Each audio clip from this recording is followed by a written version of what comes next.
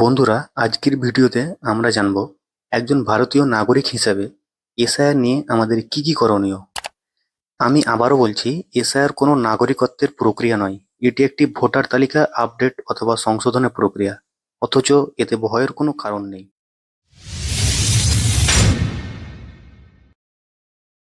গত 4 নভেম্বর থেকে বিএলও অর্থাৎ বুথ লেভেল অফিসাররা এনুমারেশন ফর্ম নিয়ে বাড়ি বাড়ি বিলি করা শুরু করেছেন এবং সেটি চলবে 4 ডিসেম্বর পর্যন্ত। যাদের 1987 সালের আগে জন্ম ও 2002 সালের ভোটার লিস্টে নাম রয়েছে তারা সেই এনুমারেশন ফর্মটি পাবেন এবং সেটি পূরণ করে জমা দিবেন। আর যাদের 2002 সালের ভোটার লিস্টে নাম নেই তারা সেই এনুমারেশন ফর্মটি পাবেন না। কিন্তু এতে ভয়ের কোনো কারণ নেই। পার্ট 1-এর ভিডিওতে যে 12টি বৈধ শংসাপত্রের নাম উল্লেখ করেছি সেইগুলির মধ্যে যে কোনো একটি শংসাপত্র দিয়ে পরবর্তী সময়ে ভোটার তালিকায় নাম উঠাতে পারবেন। পার্ট 1-এর ভিডিও লিংক নিচের ডেসক্রিপশন বক্সে দেওয়া রইল। আর যাদের 1987 সালের পরে জন্ম ও 1/1/2025-এর ভোটার তালিকায় নাম রয়েছে তারা সেই এনুমারেশন ফর্মটি পাবেন।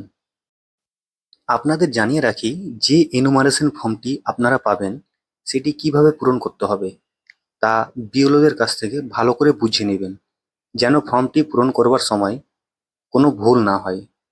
কারণ আপনি যেভাবে পূরণ করবেন ঠিক সেই রকমই পরবর্তী ভোটার তালিকা ও ভোটার কার্ডে নাম উঠবে। আমাদের চারিপাশে অনেকজন এসআইআর এর নাম শুনে আতঙ্ক রয়েছেন, আবার কেউ কেউ সুসাইডও করেছেন। এতে আতঙ্কিত বা ভয়ের কোনো কারণ নেই। আমি আগেই বলেছি, এসআইআর কোনো নাগরিকত্বের প্রমাণপত্র বা নাগরিকত্ব কেড়ে নেওয়ার কোনো প্রক্রিয়া নয়। এটি একটি ভোটার তালিকা সংশোধনের প্রক্রিয়া। অথচ এতে ভয়ের কোনো কারণ নাই। আপনি চারিদিকে ভালো করে লক্ষ্য করলে দেখতে পাবেন বিভিন্ন রাজনৈতিক পার্টির প্রধানরা সাধারণ মানুষকে আতঙ্কিত করে রেখেছে। তবে এতে ভয় পাওয়ার কিছুই নেই। গুজবে কান দিবেন না। প্রয়োজনে নিকটবর্তী বুথ লেভেল অফিসার অথবা বিএলওদের সহযোগিতা নিন। নিচে ডেসক্রিপশন বক্সে লিংক দেওয়া রইল। সেই লিংকে গেলেই আপনি সারা বাংলার বিএলও অর্থাৎ বুথ লেভেল অফিসারদের নাম্বার দেখতে পাবেন।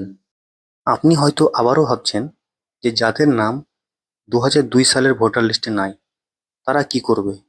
আমি আবারও বলছি, যাদের নাম 2002-এর ভোটার লিস্টে নাই তারা নির্বাচন কমিশন কর্তৃক যে বৈধ 12টি শংসাপত্রের নাম ঘোষণা করা হয়েছে তার মধ্যে যে কোনো একটি শংসাপত্র দিয়ে পরবর্তী সময়ে ভোটার তালিকায় নাম উঠাতে পারবে।